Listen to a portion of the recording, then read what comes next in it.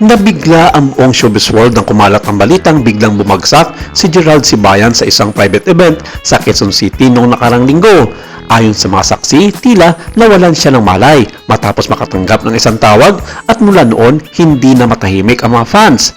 Ang pangalan ni Ai de las Alas, ang dating partner at tinaguriang comedy queen ng Pilipinas, ay muling nadawit sa mga usapan.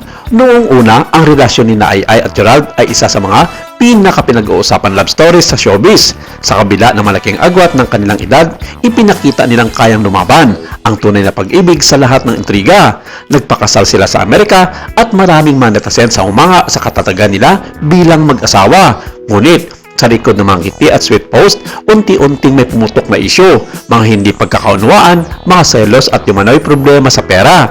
Ayon sa isang source na malapit kay Gerald, malaking dagok ang sinapit niya nang di umano'y bawiin ni Ai de las Alas ang sponsorship ng kanyang green card application. Ito raw ang naging dahilan ng matinding stress at emotional breakdown ni Gerald. Ang dokumentong ito ay na dati simbolo ng kanilang partnership ay biglang naging ugat na matinding gulo. Hindi niya alam kung paano siya magsisimula ulit, ayon sa isang showbiz insiders. Habang tahimik si Ai sa isyong ito, lumalakas naman ang bulong-bulungan na hindi naging maayos ang kanilang paghiwalay. May mga nagsasabing naging marahas ang ilan sa mga kanilang pagtatalo, habang may iba namang nagsasabing pinili ni Ai ang katahimikan dahil sa personal na dahilan. Noong gabi ng insidente, dumalo si Gerald sa isang charity event kung saan isa siya sa mga guest speaker. Ayon sa isang staff, normal naman siya noong una pero bigla siyang parang nawala ng lakas. Nahulog ang mikropono sa kamay niya bago siya tuluyang bumagsak. Agad siyang dinala sa ospital at sinabing stable naman ang kanyang kalagayan.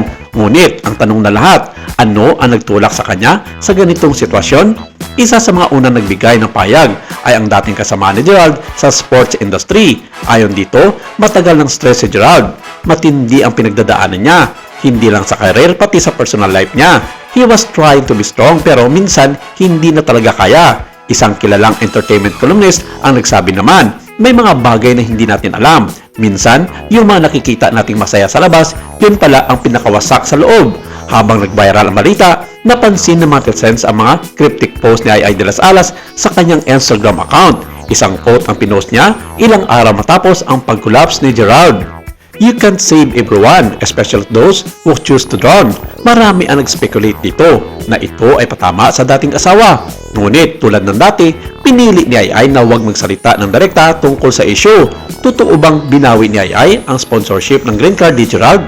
May kinalaman ba ito sa kanilang matagal ng issue tungkol sa pera? At higit sa lahat, paano na ang kalagayan ni Gerald ngayon, emotionally at physically? Sa social media, hati ang mga komento. May mga nagsasabing deserve ni Gerald ang nangyari dahil sa pride, habang ang iba naman ay kinakampayan siya at sinabing biktima siya ng isang toxic relationship. Ang hirap kapag mamahal po rin yung tao nagpasakit sa iyo, lalo na kung siya pa yung may hawak ng iyong kapalaran, sabi ng isa pang netizens sa comment section. Ayon sa isang bagong report, nakita umano si Ai de las Alas kasama ang isang abogado sa isang cafe sa Makati. Hindi malinaw kung ano ang pinag-uusapan pero may hinalang legal matters na may kinalaman kay Gerald.